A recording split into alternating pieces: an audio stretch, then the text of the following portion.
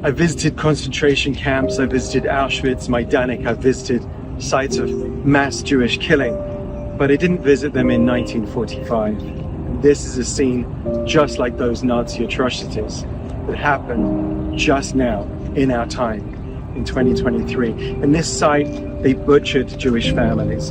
They butchered, beheaded, shot through grenades at families. And then they set their bodies on fire.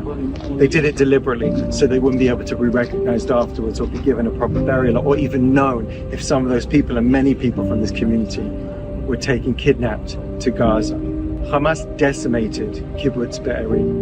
They took a tenth of the people and murdered them, slaughtering them in a day.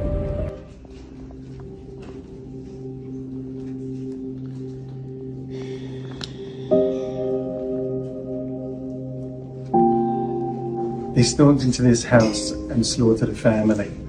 What you're seeing on the floor here is dry blood, but it's also burned blood, because then they set them on fire.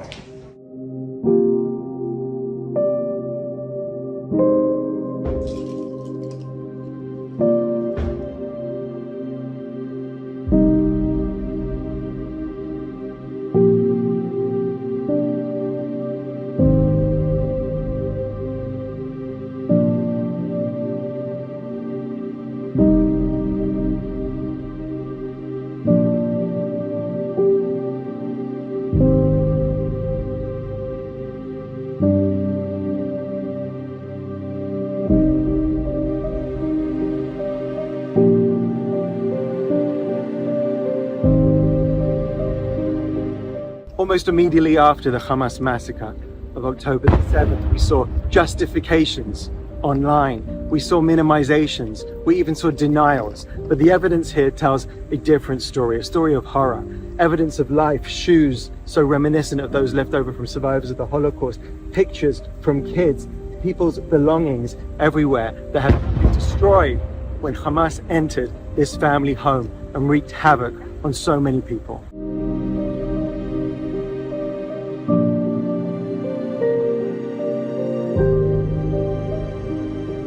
Colonel Golan Bach is with me here in Kibbutz Be'eri. Colonel, you arrived here on the day. Tell us what you saw. What I saw here is devastation. At the beginning, we saw only the devastation. We saw houses burning with people inside. There were still terrorists here. There was still a fight between our soldiers and the squads of the terrorists that were hiding between the bushes and inside the houses. They lit on fire most of the houses that they couldn't penetrate to the safe room. So what we saw is a burned kibbutz with many terrorists, with a lot of soldiers that are fighting them. And we had a mission, beside of course fighting the terrorists, to rescue mainly the dead casualty, the dead people of us. Tell us about some of the scenes you saw, because we've heard about some of this unbearable cruelty. So as you know, I've been in many places, many events, many disasters in the past. I've been in Haiti 2010, the Philippines 2013, Mexico, Honduras, Albania. I've been in South Lebanon. Search and rescue. I've been in Surfside 2.5 years ago.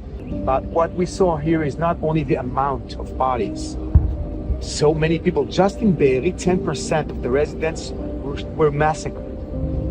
Kibbutz Be'eri consists of more than 1,000 residents, and 100 were murdered here. Decimated. Yeah. So first of all, it's the amount. It's a number of the casualties. The second is the conditions or the situations. The way they killed them. It was not only a bullet in the head, it was much worse. I will not go into details with your permission, but I will just say that the pogroms in Hebron in 1929, some of the Nazis' methodologies, or the way they killed people, the way they caused them suffer, were exactly here. Each one of the houses, just to remind you, just to mention that this house in Be'eri, at the beginning I found only five people murdered outside. Inside the house there were 14 people, among them 8 children. handcuffed and burned in this corner of this living room. What is the situation now for a community like this? For the community, it will take time because first they need us, the IDF, the State of Israel, to set things right. Everybody are waiting for us, for the IDF, to ensure that there will be no threat to any Jew in any place right now in the South in the next 100 years. They need to be sure that any kind of danger is eliminated. No chance that they will return without this conflict.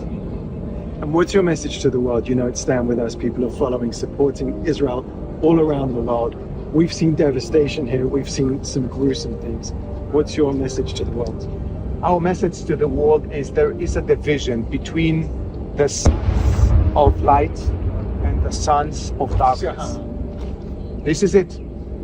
I expect those who see themselves as the sons of light to join Israel, to support the IDF, to support all kind of organization who supports Israel, such as Stand With Us, and be with us because it's going to take time. Difficult problems needs time to solve, to be solved. Stay with us all along the way. I can promise you we will never let these stories not be told. We will shine a light on what's happened here. And we thank you for all the men and women that are doing an amazing job. Thank you.